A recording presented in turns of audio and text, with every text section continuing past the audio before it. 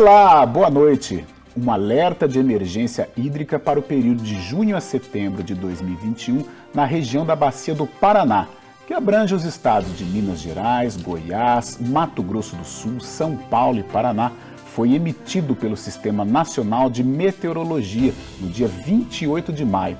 O Brasil enfrenta uma crise hídrica e essa não é a primeira vez, nem será a última. Será que essa seca histórica é consequência das mudanças climáticas?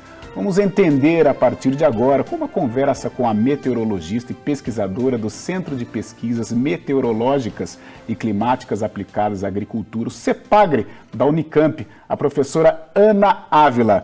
Ana, seja bem-vinda aqui ao Ação Nacional e vamos conversar muito sobre o que está acontecendo, sobre o que já aconteceu e sobre o que vai acontecer. Muito obrigado pela presença.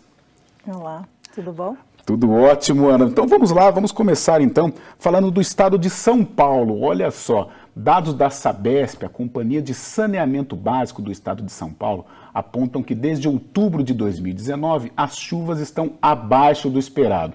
E o outono de 2020 foi o mais seco dos últimos 20 anos. Podemos dizer que estamos passando por uma forte estiagem ou uma seca histórica, Ana? Nós temos aí seca e estiagem. Qual que é a diferença? São fenômenos climáticos com intensidade diferente. Tá. Né? Então, nós estamos atravessando agora um período de seca.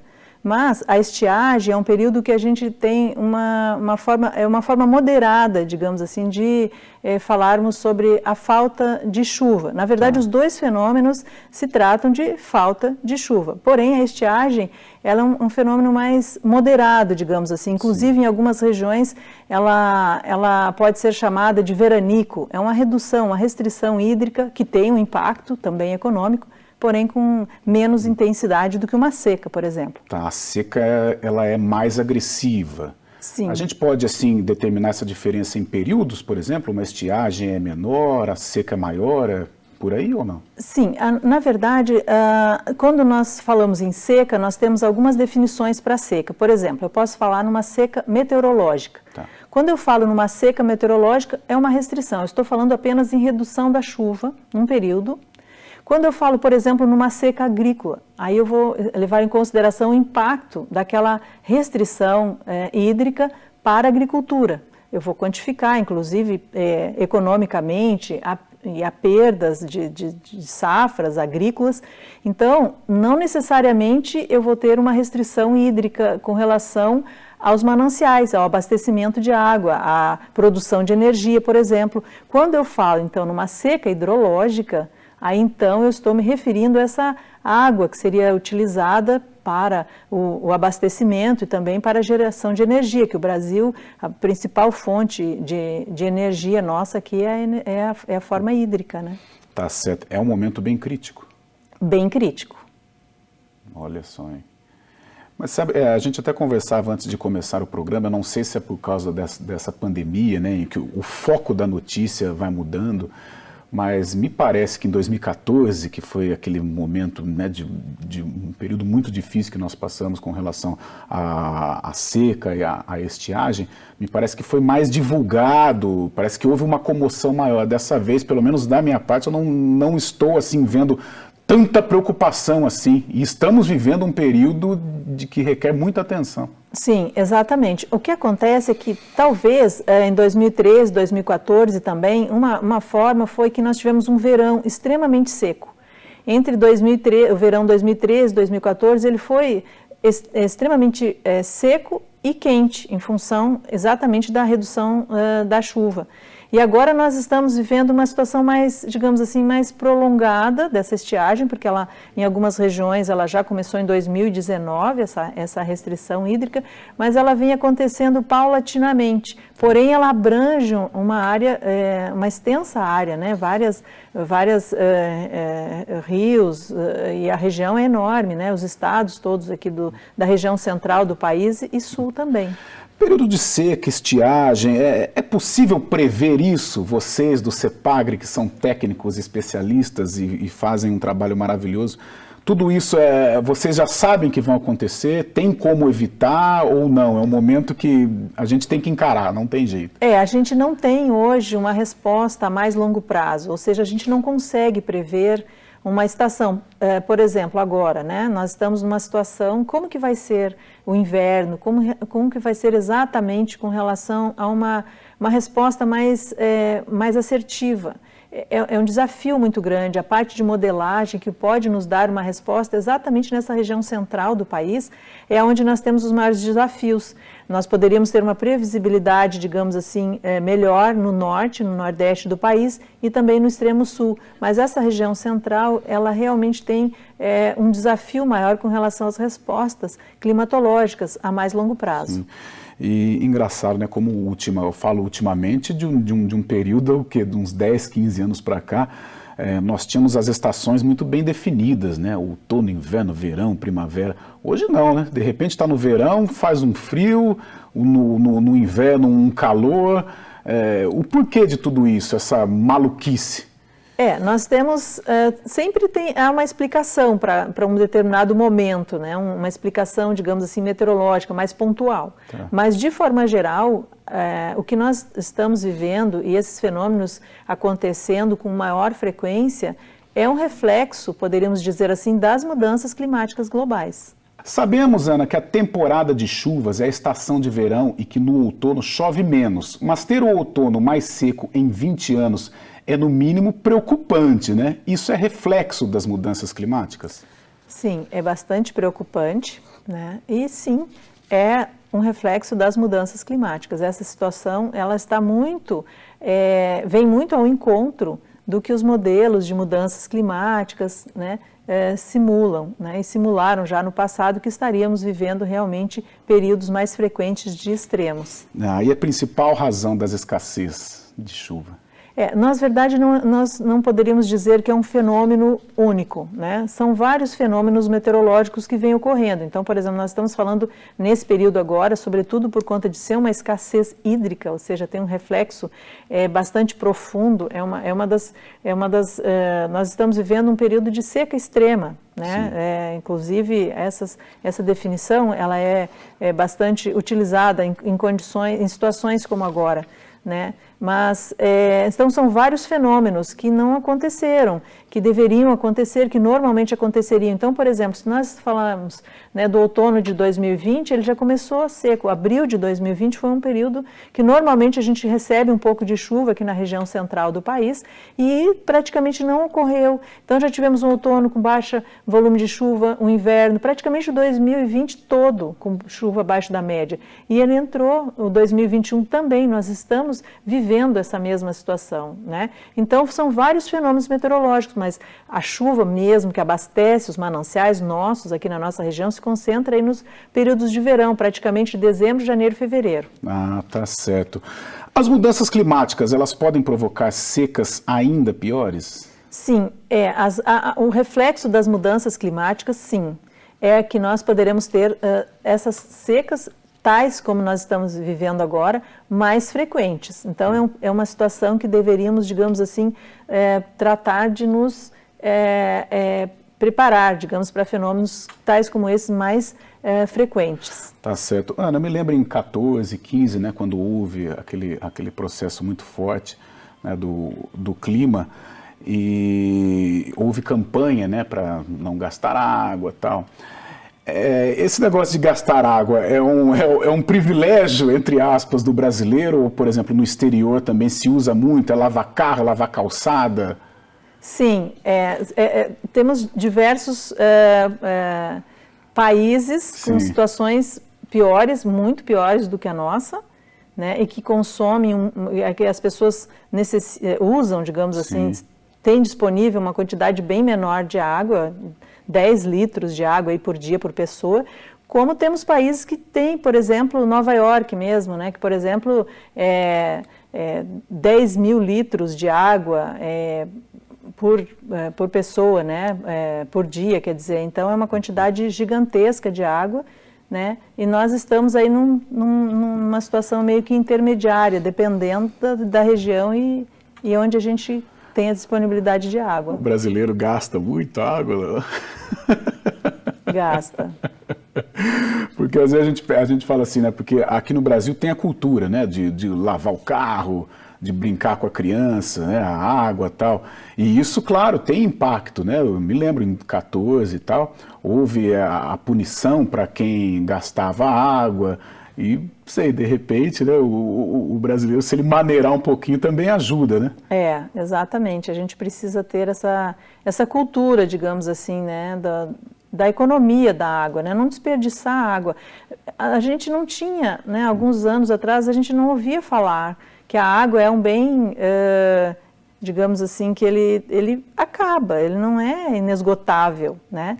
Então, a gente precisa se adaptar com essa ideia de que realmente é um bem que a gente precisa conservar para a gente não ficar sem ele, porque realmente as mudanças climáticas, elas nos apontam crises hídricas frequentes e dificuldade, digamos assim, com o abastecimento de água. Sim, você tocou num assunto interessante, porque não sei se é algo do brasileiro, mas a gente acha que a água ela é infinita, ela não vai acabar, não. Assim como a floresta, assim como a gente pode jogar lixo em todos os locais e acha que esse lixo, ele em algum momento, né, plástico, etc. E tal, a gente está vendo muito nos oceanos também, né? Então, é algo para ser levado muito a sério, realmente, não é para brincar. Não é, não, ano que vem melhora, ano que vem começa a chover, tudo melhora. Não, é algo para a gente, para absorver as campanhas, para obedecer os pedidos, né, de não gastar água, usar com moderação, determinados horários, né?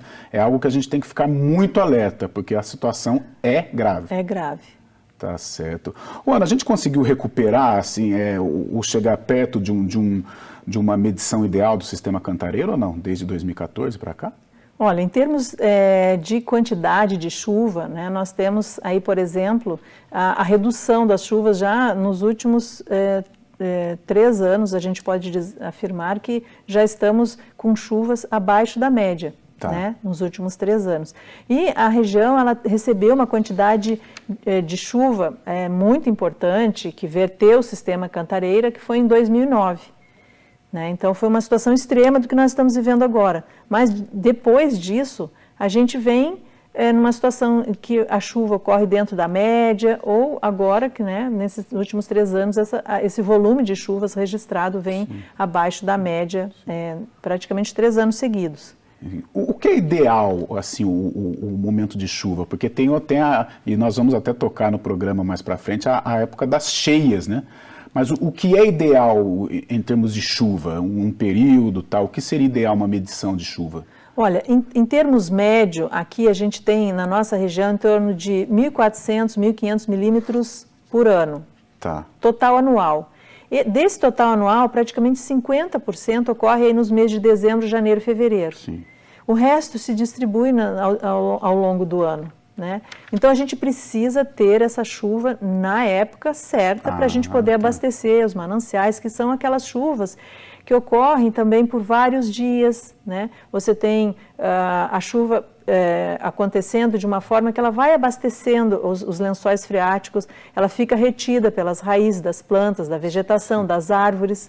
Né? Então, todo esse sistema, ele acontece conjuntamente de forma que a gente consiga reter essa água. Se ela acontece muito rápida, em curto espaço de tempo, ela vai embora, vai desaguar no mar, nos rios, e isso não fica armazenado. Tá. E vocês do CEPAGRE, antes da gente ir para o intervalo, vocês acreditam que nós vamos voltar a esse período de chuvas no momento certo, no período certo, na estação certa ou não? Olha, talvez a gente tenha uma situação mais próxima da normal e depois períodos também mais irregulares, né? Então, essas condições elas têm se mostrado mais regulares nessas últimas décadas. A gente não tem como fugir dessa realidade. Tá certo, então este foi o primeiro bloco do Ação Nacional, nós vamos para um rápido intervalo e na volta vamos continuar repercutindo com a Ana Ávila a situação da crise hídrica em nosso país. O intervalo é rapidinho.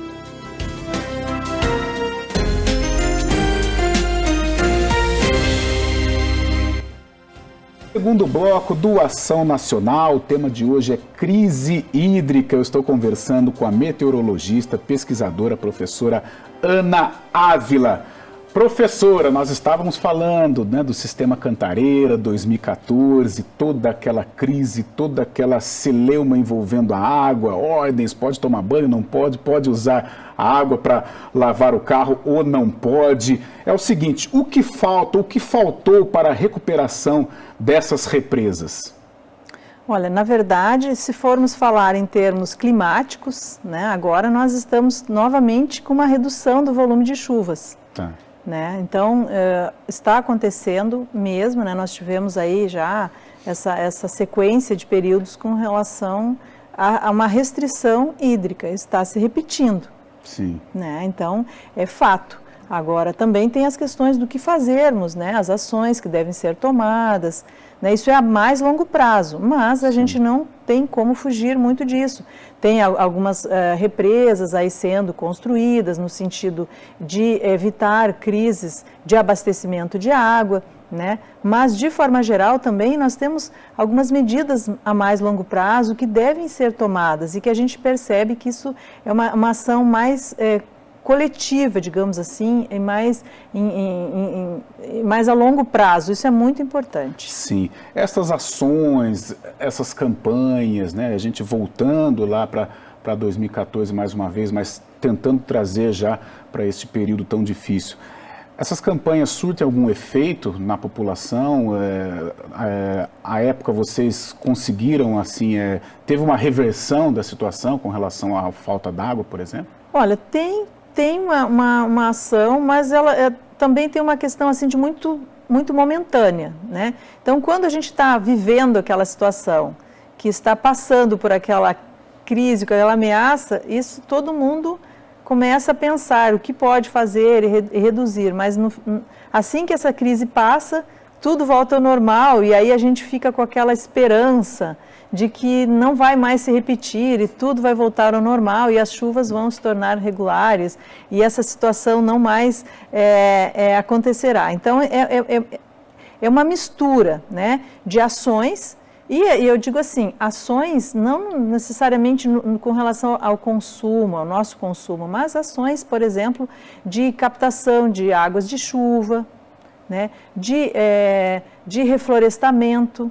né? Algumas áreas têm investido, né, em reflorestamento, né, por conta dos mananciais que precisam reter essa água, né, os lençóis freáticos, as águas profundas, né, isso só vai acontecer quando nós resolvermos, né, de alguma forma, quando eu digo nós no sentido da população e do poder público, né, de uma forma bem efetiva, no sentido de fazer campanhas e reflorestar. Mas também tudo isso é uma questão muito programada e estudada. Não adianta a gente pensar que agora reflorestar é a única solução e sair por aí plantando árvore, porque também isso não vai dar um retorno imediato. É a mais longo prazo. Então, são questões que a gente não vai poder fugir, porque a nossa região ela é extremamente populosa, né? E a gente teve um aumento, né? Eu até fiz alguns levantamentos, né, na minha pesquisa. Né, na década de 80 para cá, a população aumentou em toda essa extensão, por exemplo, nos referindo aqui à bacia do Rio Atibaia, né, a população aumentou em aproximadamente 70%, em praticamente 30 anos. Sim. É muita coisa, né? E é exatamente nesta região aqui que estão as principais fontes de água, os rios, aonde nascem os rios, né? Sim. E aonde a gente acaba transformando esse solo, digamos assim, em pavimentação, né? Construção aí de áreas urbanas. E isso impacta diretamente nos recursos hídricos, no abastecimento, na retenção da água. Tá. Você tocou no assunto da captação de água nas chuvas. Como que é feito isso, mas com muita qualidade? Como que pode ser feito? Como que pode ser melhorado? Então, isso tudo tem que ser muito estudado e programado, porque se de repente você resolver captar água da chuva, né, de forma errada, você vai trazer um outro problema, que é, por exemplo, né, a gente tem aí mosquito da dengue. Quer dizer, então tem uma outra série de problemas que podem vir, água ruim, água contaminada, né? Mas tudo isso é uma questão estrutural, uma questão inclusive da educação, né? De uma mudança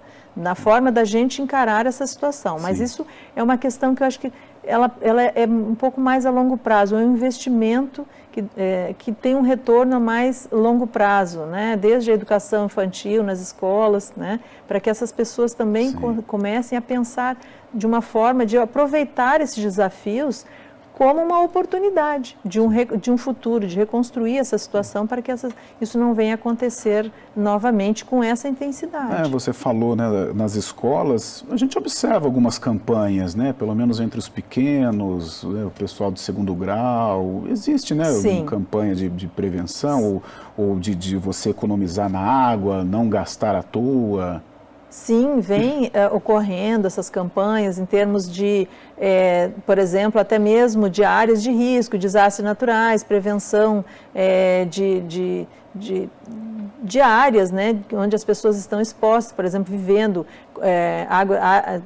em áreas de águas contaminadas, sem esgoto, né? Então tem toda uma questão importante que vem sendo, digamos assim, até tratada por conta dos países, é uma agenda global, né? Para que as pessoas possam, de alguma forma, ter água potável, né? E saneamento básico. A criação de cisternas em casa.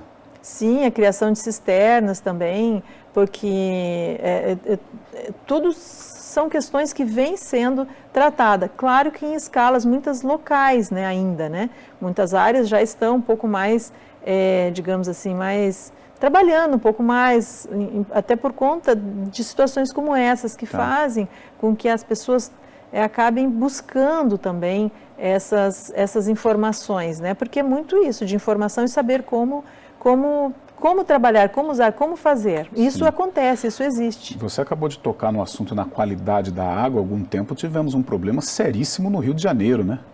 Água com gosto, água poluída, com cor. O que seria aquilo? O que foi esse fenômeno? Então, são várias coisas que acontecem ao mesmo tempo, né? Então, por exemplo, você tem uma super quantidade de dejetos in natura sendo jogados, e é fato.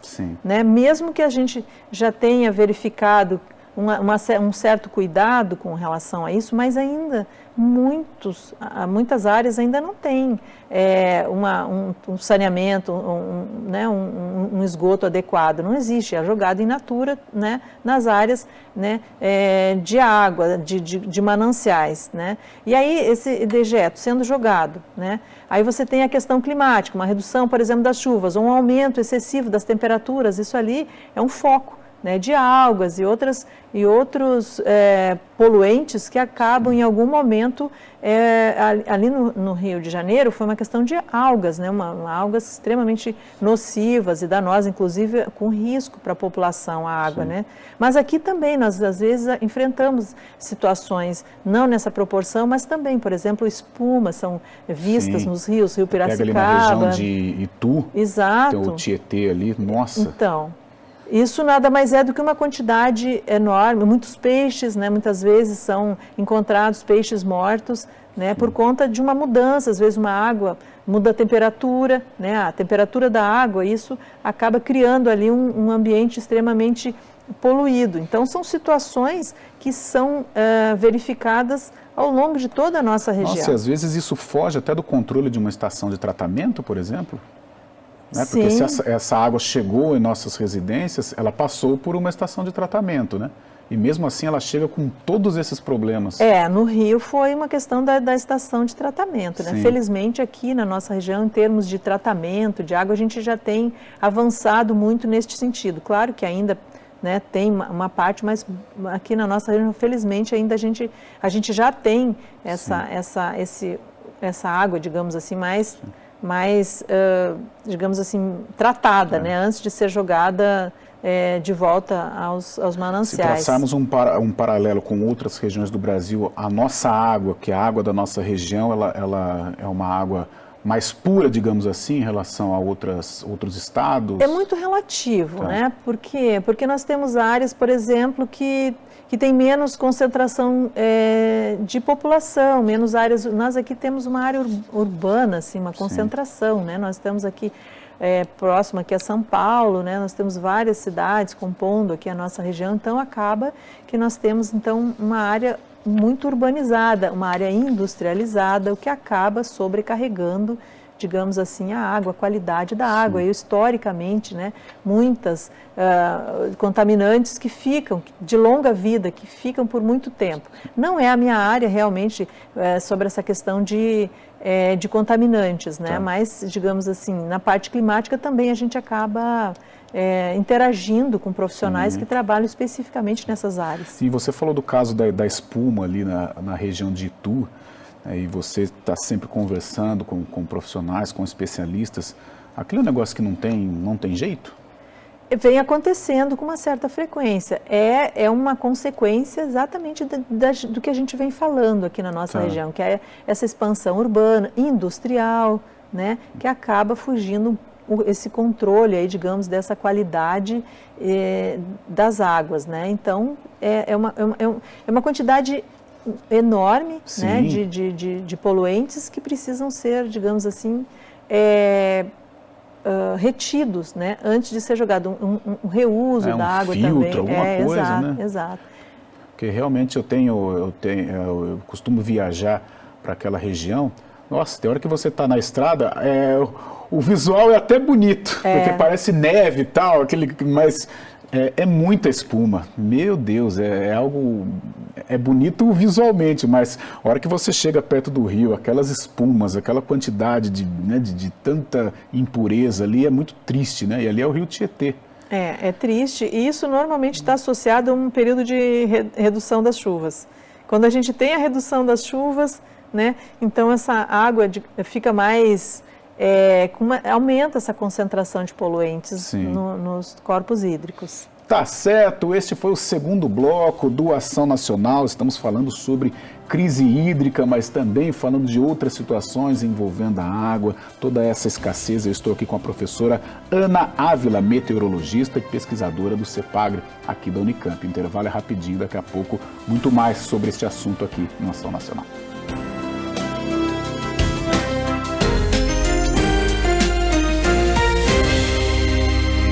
Voltamos com o terceiro bloco do Ação Nacional, o tema de hoje, crise hídrica. Eu estou conversando, batendo um papo e aprendendo muito com a professora Ana Ávila, meteorologista e pesquisadora aqui do CEPAGRE da Unicamp.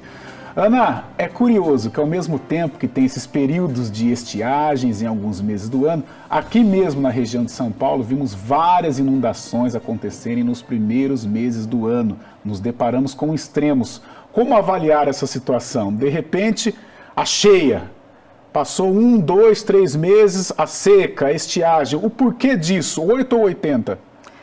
Na verdade, assim, que nós tivemos, por exemplo, no verão, inclusive é uma falsa impressão que nós tivemos um verão chuvoso, né? Porque nós tivemos eventos de chuvas intensas, né? Sobretudo nas áreas urbanas, né? Então, quando essa chuva vem de forma intensa, que é aquela quantidade enorme de água caindo num curto espaço de tempo, né, provoca um efeito de inundação, inclusive às vezes até com perdas de vidas, né?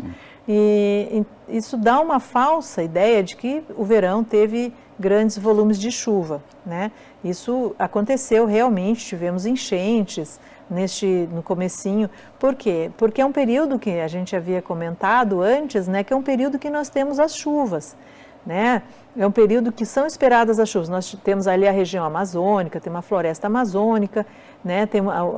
Que transporta, que favorece esse calor e umidade vinda aqui até a nossa região. São os chamados jatos de baixos níveis, ou os rios voadores, né?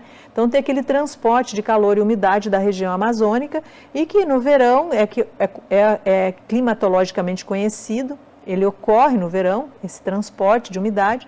Quando nós temos a chegada de uma frente fria, então a formação de intensas nuvens que provocam essas chuvas intensas. Né? Já agora, né, por exemplo, que nós estamos aí no final do outono, comecinho aí do inverno, é um período de redução das chuvas, né? Então, a gente, na verdade, não é de redução da chuva, é um período de pouca chuva, né? Então, acontece que nós estamos vivendo uma situação de estiagem. Então, nós tivemos chuvas intensas, porém, não foi suficiente para o abastecimento dos mananciais. E com isso, então, essa estiagem hídrica. Então, muitas vezes, nós temos situação de falta de água, mas nós não temos impacto, por exemplo, na agricultura, porque a chuva acontece... aquela pancada. Aquela pancada, ela é suficiente para a agricultura, mas não é suficiente para os mananciais. E aí, acontece num período longo, por exemplo, 2020, um período seco, né? Continua agora em 2021, mas foi interrompido por alguns eventos de chuvas intensas que ocorreram durante o verão. Ah, tá certo. Ana, há algum tempo, né, estamos vivendo, houve aquela comoção com relação à região da Amazônia, o desmatamento, né? E todo esse problema, ele impacta realmente no meio ambiente? Isso, a falta de água, a falta de chuva tem a ver com isso também? Sim, tem alguns cientistas que já apontam que esse desmatamento que vem ocorrendo, sobretudo aí nos últimos anos, ele já tem um impacto com relação à chuva aqui, exatamente nesses rios voadores, nesse transporte de umidade. Porém, eu acredito, né, que a gente ainda tem chuvas e que a floresta ela continua favorecendo as chuvas aqui para a nossa região e que o fato de nós não termos chuvas agora tem a ver, por exemplo, com a zona de convergência do Atlântico Sul, que é um fenômeno climático que ocorre, né? E que ele ocorreu com menos frequência nesse último verão e também no verão passado.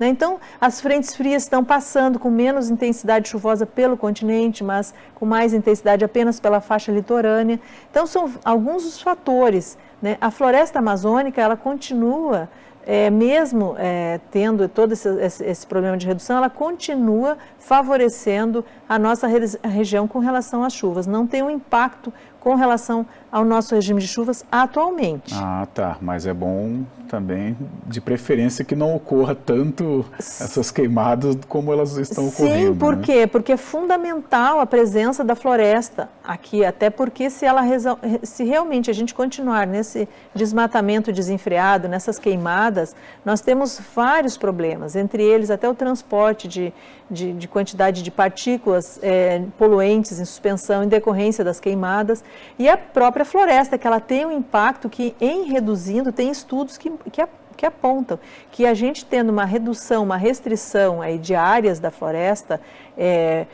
nesse mesmo patamar que nós estamos registrando aí nessas últimas décadas, se isso continuar, se nada for feito, sim, nós teremos um impacto. Há um risco e modelos que simulam que, inclusive, nós poderemos ter uma restrição gravíssima com relação às chuvas nossas que ocorrem aqui na nossa região no verão.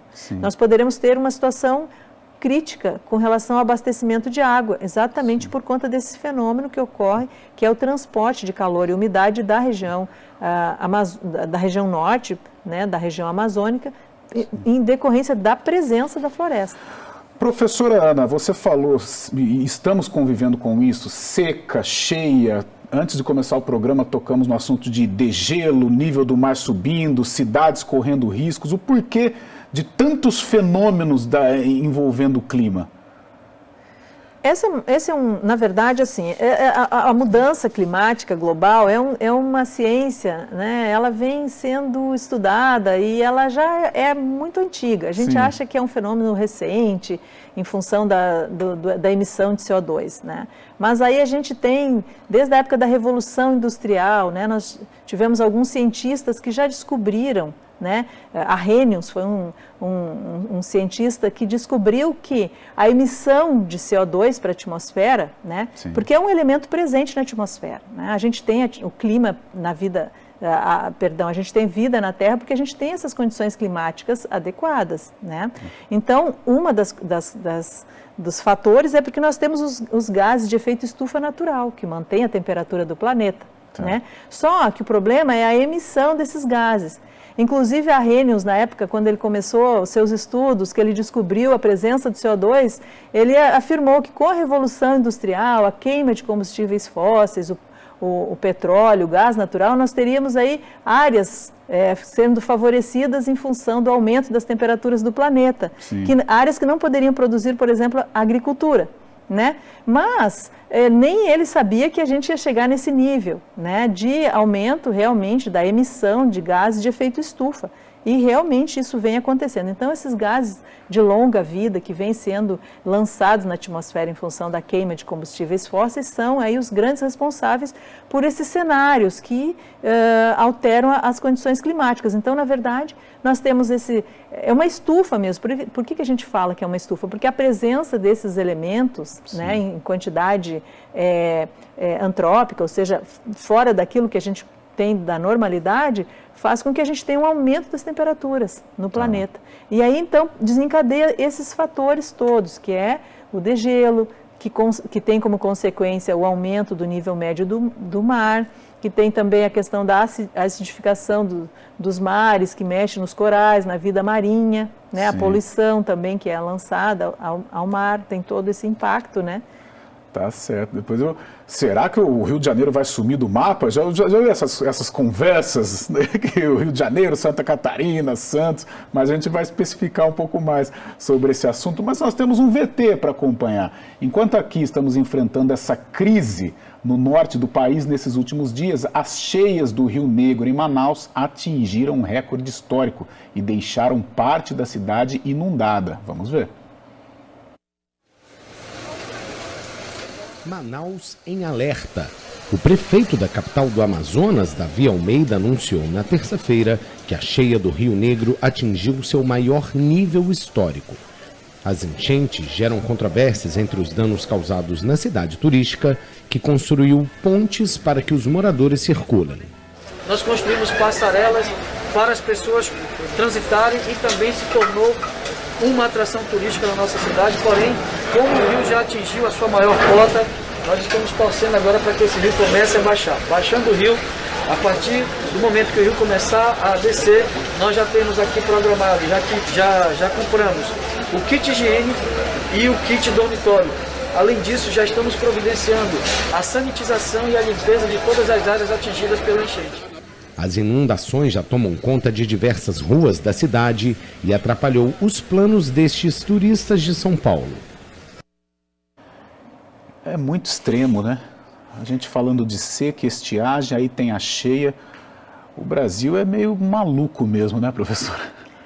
Nós temos um país de dimensões continentais, imenso, com sistemas meteorológicos atuando de forma diferenciada em cada região. Sim. Então a gente vive esses extremos diariamente, claro que agora em proporções bem maiores. Sim, agora é impressionante, né, esses extremos e são extremos de verdade, né, porque aqui, enquanto nós estamos falando a falta de água, tal, de repente lá o problema é a cheia, o problema é o excesso de água.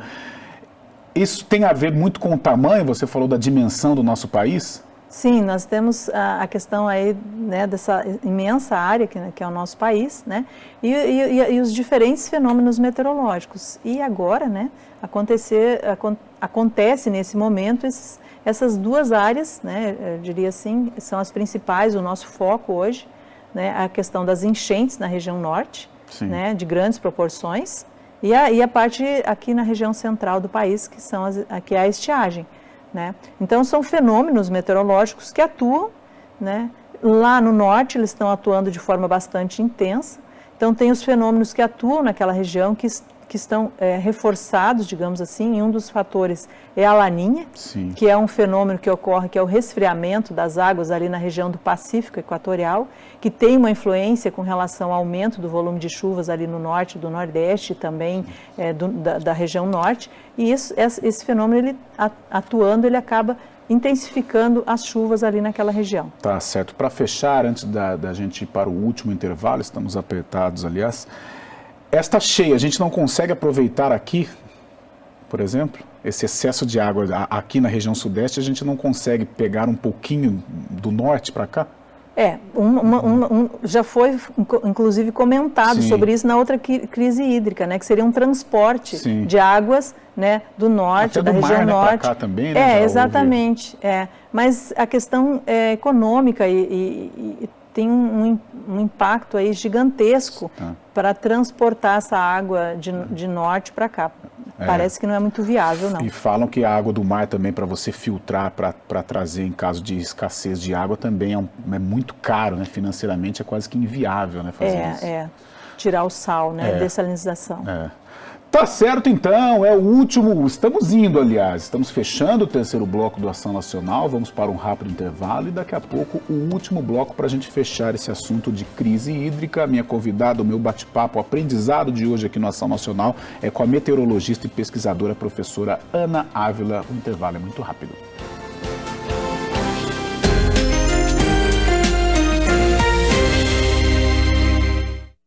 Voltamos, o último bloco do Ação Nacional. O tema de hoje é a crise hídrica. Eu estou conversando com a meteorologista, pesquisadora, professora Ana Ávila. Ana, é o seguinte, estamos entrando no inverno, estação de estiagem como o outono. Isso significa que vamos enfrentar um longo período até a volta das chuvas ou temos perspectivas de chuvas nos próximos meses? Se formos falar em termos de climatologia, que é com base naquilo que nós conhecemos, Sim. nós poderíamos dizer que temos um longo período pela frente. E é o que a gente espera, infelizmente. O retorno das chuvas, ele tem ocorrido cada vez mais tardio. Ou seja, na década de 90, nós tínhamos o retorno da estação das chuvas no comecinho de setembro, que é o comecinho o finalzinho aí do inverno, já entrando para a primavera. Mas, progressivamente, nós temos verificado, isso com base em dados, em séries históricas, que esse retorno das chuvas ele tem ocorrido cada vez mais tarde. Então, na segunda quinzena de outubro, novembro, é quando a gente espera que a gente tenha o que nós chamamos aqui de estação das chuvas configuradas, que é o retorno das chuvas. Isso se for dentro daquilo que a gente considera normal, né? E esperamos que seja. Agora, não podemos prever se isso realmente deve ocorrer. Existe uma incerteza e nós estamos cada vez mais à mercê aí dessa situação, desse retorno das chuvas para que a gente consiga ter uma situação menos drástica com relação a essa estiagem. Os meteorologistas nessa época, assim, eles sempre dão sinais de alerta e através desses sinais a gente consegue minimizar a estiagem nesse período ou não? As secas, a falta de água? Na verdade, a gente consegue se preparar um pouco mais, né? Mas, de forma geral, os modelos que poderiam nos dar uma resposta mais assertiva, eles têm uma incerteza maior exatamente aqui na região central. Então, há uma incerteza maior. Então, esse retorno das chuvas, por exemplo, hoje, nós temos uma incerteza, na verdade, essa é a palavra. Nós temos uma incerteza de como que ocorrerá esse retorno das chuvas. Será que nós teremos aí um verão 2021-2022 novamente, com baixo volume de chuvas? Essa incerteza tem a ver com todos esses problemas climáticos ou não? Tem a ver com todos esses problemas climáticos e tem a ver com a nossa região aqui, que ela é afetada, digamos assim, por diferentes fenômenos meteorológicos. Nós temos uma costa aqui do Oceano Atlântico, então todas essas questões nos dão uma incerteza com relação a uma previsão mais assertiva, né? Exatamente num período mais longo. Por exemplo, eu afirmo para você agora, com uma certeza aí de 90%, de que nos próximos 15 dias nós não temos chuvas generalizadas ou contínuas aqui para a nossa região. Permaneceremos com uma condição de tempo seco. Chuvas apenas na faixa litorânea, né? Isso é possível sim ocorrer, mas aqui para a nossa região, não. Tá certo. Ana, até anteriormente eu brinquei com você, o Rio de Janeiro, Santa Catarina, Santos, o que significa isso, né? Que muita gente fala, não sei até se é folclore ou não, mas você me disse que é real, né? O nível do mar aumentando, mas Rio de Janeiro, Santos, Santa Catarina, por que essas cidades, Florianópolis, né? Por que essas cidades correm riscos? Essas cidades, e na verdade as principais cidades hoje no mundo, elas são próximas aí ao mar, né, por diversas questões. E o que acontece? O degelo, em função do aumento das temperaturas globais, ocorre o degelo. Sim. Né? Acontecendo o degelo, o que acontece? Essa água, né, no momento que a água na forma, né, de gelo, né, congelada ali, ela derrete, ela ocupa um espaço maior. Então, ela ocupando esse espaço maior, ela vai se distribuir ao longo dos oceanos e aumentando o nível dos oceanos. E, além do mais, evidentemente que temos os fenômenos meteorológicos, como no caso aqui da nossa costa, nós temos os ciclones extratropicais, que são fenômenos que ocorrem com uma certa frequência, naturalmente, e eles provocam as chamadas ressacas, os eventos intensos de ondas, né, 3, 4 metros, aí é bastante comum quando passa um ciclone extratropical de forma bastante intensa. Então, o mar, que já vem aumentando seu nível, quando ocorre esse tipo de fenômeno, naturalmente a gente tem um impacto maior. Nós tivemos, né, há 2 anos, 1 ano, lá em Ilhabela, até que morreu a modelo, né, a Carolina Bittencourt, se eu não estiver enganado, mas que teve um ciclone e eles estavam num barco, num iate, e de repente... Sim, é muito comum e a gente muitas vezes até confunde. Para nós, aqui na nossa região, na nossa costa, no Oceano Atlântico Sul, nós temos os ciclones extratropicais, que eles têm um efeito mais intenso sobre a parte costeira. Sim. Né? É diferentemente, por exemplo, dos ciclones tropicais, que aí seriam os furacões nas áreas que ocorrem ali na região do Golfo do México, ocorrem nos Estados Unidos, no oceano mais quente. Para nós aqui, felizmente, ainda temos, né, na história, eu diria que um fenômeno bastante estudado, que foi um furacão. De forma geral, são os ciclones extratropicais. Tá certo. Professora, quase encerrando aqui o nosso Ação Nacional, além da energia gerada por hidrelétricas que necessitam de volume de água, outras fontes de energias sustentáveis poderiam ser utilizadas nas regiões que enfrentam escassez de água. Quais, por exemplo? A energia solar. Sim. Nós temos aqui exatamente um país tropical com uma disponibilidade de energia solar gigantesca, e também a energia eólica, né? Os parques eólicos, eles vêm tomando grandes proporções, sobretudo na região Nordeste, né? Que tem ventos, exato, né? Tem uma ventos, hélice. Uma hélice gigantesca, né? Então, eles vêm tomando um espaço na região Nordeste, que tem uma disponibilidade, são os ventos frequentes que acontecem ali naquela região, e também no extremo sul do país, tem sido uma área de investimento. Mas a energia solar, o sol, ele é bem abundante aqui para a nossa região. Tá certo. Professora, mais uma aqui. A gente, diversos encontros, eco isso, eco aquilo, encontros de governantes, de políticos, né, sobre o clima. E a água, em nível mundial, como que ela está sendo discutida pelos nossos governantes? Aí eu englobo os governantes de vários países, ou de todos os países, nesses encontros.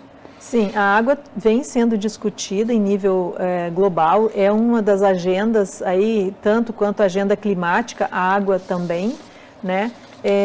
Mas eles vêm sendo discutida mais em países que por exemplo, que tem um impacto direto, né, com relação à restrição hídrica, né? Mas é uma preocupação global, em nível global, essa questão da má distribuição da água, né? E em função das mudanças climáticas, a restrição de água. O que nós estamos vivendo agora é uma situação que pode se repetir com mais frequência no futuro.